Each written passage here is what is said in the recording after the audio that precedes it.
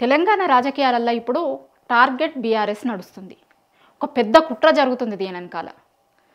ఇప్పుడు ఏమంటుర్రు, BJP BRS విలీనం గురించి చర్చ అంతా నడిపిస్తున్నారు.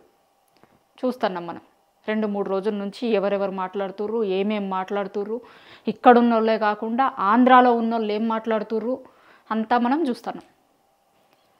అసలు వాళ్ళ పార్టీ నాయకులు చెప్తున్నారు, మాజీ మంత్రులుగా పనిచేసిన వాళ్ళు, ఎమ్మెల్యేలుగా పనిచేసిన వాళ్ళు, ఇప్పుడు ఎమ్మెల్యేలుగా పనిచేస్తున్న వాళ్ళు, వాళ్ళ పార్టీ వర్కింగ్ ప్రెసిడెంట్ చెప్తున్నాడు అఫీషియల్గా, బీఆర్ఎస్ ఏ పార్టీతో పొత్తు పెట్టుకోదు, ఎందులో విలీనమయ్యే ముచ్చట ఉండదు, ఇదంతా వట్టి ముచ్చట అని ఓపెన్గా వాళ్ళు బహిరంగ సభ వేదికల మీద మాట్లాడుతున్నారు. ఇప్పుడు వాళ్ళ పార్టీ విలీనమో పొత్తో ఇంకొకటో ఉండాలంటే వాళ్ళకు తెలియకుండా జరుగుతుందా? ఇప్పుడు వాళ్ళే కాదని చెప్తున్నప్పుడు కూడా ఇంకా ఎందుకు ఇట్లాంటి మాటలు మాట్లాడుతున్నారు? ఇంకా ఎందుకు ఇట్లాంటి 2-3 రోజుల నుంచి ఈ ప్రచారం ఇట్లనే నడుస్తుంది? ఏం జరుగుతుంది దీని వెనకాల? ఏం కుట్రలు ఉన్నాయి దీని వెనకాల? తెలంగాణ సమాజం అర్థం చేసుకోవాలి.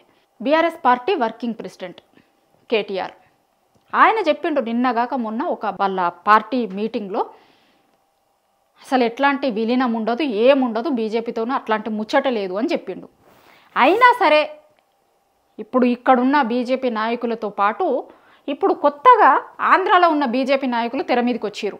ఇన్ని రోజులు రాక ఇక్కడ ఉన్న వాళ్ళు మాట్లాడారు కదా, మనం చూసినాం కాంగ్రెస్ పార్టీ నాయకులు ఎట్లా మాట్లాడిర్రు, ఏం మాట్లాడిర్రు ఈ ఇష్యూ మీద అని, బీజేపీలో ఉన్న వాళ్ళు ఎట్లా మాట్లాడుతున్నారు అనేది చూసినాం కదా. ఇప్పుడు కొత్తగా ఏమైంది అంటే ఆంధ్రాలో ఉన్న బీజేపీ నాయకులు కూడా తెర మీదకి వచ్చి మాట్లాడుతున్నారు. సీఎం రమేష్ చూసినాం కదా నిన్నగాక మొన్న, ఆయనే టీడీపీలో ఉండే, అంతకుముందు ఇప్పుడు బీజేపీలోకి పోయిన సంబంధాలన్నీ టీడీపీలతోనే ఉంటాయి అని రాజకీయాలు చూస్తున్న వాళ్ళు ఎవరికైనా అర్థమవుతుంది. ఆయన కూడా వచ్చి మాట్లాడుతున్నాడు. ఇప్పుడు తెలంగాణలో ఉన్నోళ్ళు మాట్లాడి అయిపోయిందిగా, అక్కడ ఉన్న వాళ్ళతో కూడా మాట్లాడిస్తున్నారు. దేనికోసం, వాళ్ళందరూ ఎందుకు మాట్లాడుతున్నారు, ఇప్పుడే ఎందుకు మాట్లాడుతున్నారు అనేది తెలంగాణ సమాజం అర్థం చేసుకోవాలి. ఇప్పుడు ఎవరికైనా సరే ఏముండాలి, ఎప్పుడైనా సరే ప్రజల పక్షాన ప్రతిపక్షాలు ప్రభుత్వాలని ప్రశ్నించాలి. కానీ మన తెలంగాణని అదేందో కానీ ఇప్పుడు కూడా ఇంకేం చేస్తారు అంటే రాజకీయ నాయకులు, అధికారంలో ఉన్న పార్టీ వాళ్ళు బీఆర్ఎస్నే ప్రశ్నిస్తారు. ఇదేందో అర్థం కాదు, మరి ఇదేం రాజకీయమో అర్థం కాదు. ప్రభుత్వాలని నడుపుతుంది కాంగ్రెస్ వాళ్ళు, కానీ ఈ రోజుకి నోరు తెరిస్తే, మాట్లాడితే బీఆర్ఎస్, కేసీఆర్, కేటీఆర్ ఇవి లేకుండా అసలు వాళ్ళ బహిరంగ సభలు కంప్లీట్ కానే కావు. ఏ బహిరంగ సభ చూసినా, ఏ వాళ్ళ మీటింగ్ మాట్లాడినా, లేకపోతే చిట్చాట్లు మాట్లాడినా, ఏం చేసినా ఈ రోజుకి కూడా టార్గెట్ బీఆర్ఎస్ఏ ఉంటుంది. కాంగ్రెస్లో ఒక్కొక్కరికి కాదు. ఇప్పుడు తెలంగాణలో ప్రతిపక్షం పార్టీ బీఆర్ఎస్తో పాటు బీజేపీ కూడా, ఇవి రెండు ఇప్పుడు ప్రతిపక్షంలో ఉన్నాయి. ఇప్పుడు బీజేపీ నాయకులు మాట్లాడితే ఎవరి మీద మాట్లాడాలి? మీరు 6 గ్యారంటీలు ఇస్తా అని ఇవ్వలేదనో, 420 హామీలు, లేకపోతే మీరు గిన్ని హామీలు ఇచ్చిర్రు, మీరు అధికారంలోకి వచ్చి 2 ఏళ్ళు అవుతుంది, ఎందుకు చేస్తలేరు అని ప్రశ్నించాల్సింది ఎవరి మీద? మాట్లాడాల్సింది ఎవరి మీద? కాంగ్రెస్ మీద కదా. ఇప్పుడు ఎవరికైనా సరే ఊర్లలో ఉన్నోళ్ళకి కూడా, చదువు రానోళ్ళకి కూడా అర్థమవుతుంది ప్రభుత్వాలని అడగాలి అనేది. కానీ బీజేపీ వాళ్ళకి మాత్రం అర్థమవుతలేదు. వీళ్ళు అంటే మళ్ళీ ఇవాళకి కూడా కేసీఆర్ అంటారు, ఇవాళకి కూడా బీఆర్ఎస్ అంటారు. ఇదేం రాజకీయమో అర్థం కాదు. అసలు బీఆర్ఎస్ వాళ్ళు ఏమన్నా అధికారంలో ఉన్నారా?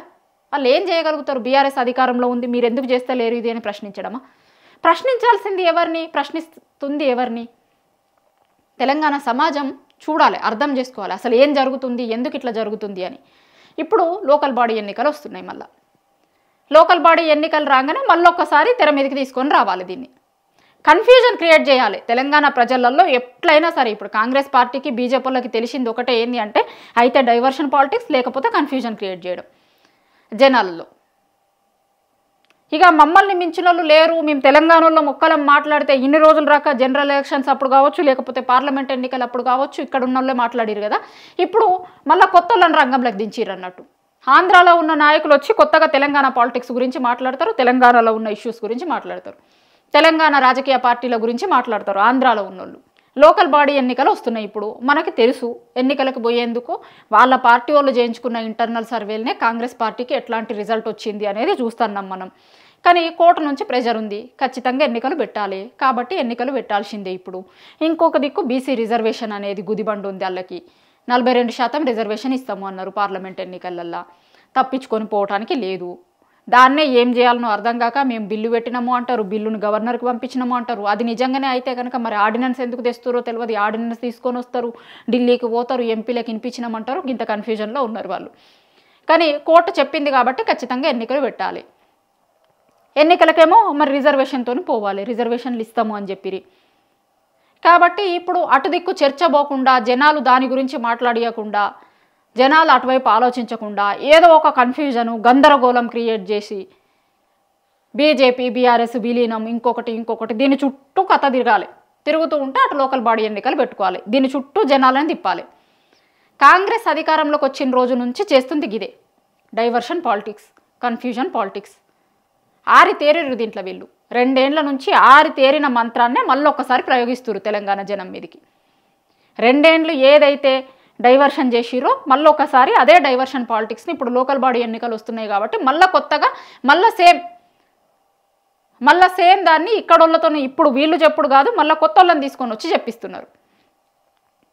బీఆర్ఎస్ ఇదివరకే క్లారిటీ ఇచ్చింది, ఈ రోజు వరకు కూడా చాలా సందర్భాలలో క్లారిటీ ఇచ్చిరు. ఇవాళ పొద్దుగాల కూడా ఎవరు నాయకుడు మాట్లాడినట్టున్నారు, ఎట్టి పరిస్థితుల్లో బీజేపీతో మేము కలవబొమ్ము, పొత్తు ఉండదు, ఇంకొకటి ఉండదు అనేది వాళ్ళ పార్టీ నాయకులు మాట్లాడడమే కాదు, వాళ్ళ పార్టీ వర్కింగ్ ప్రెసిడెంట్ కేటీఆర్ కూడా చాలా సందర్భాలలో చెప్పిర్రు.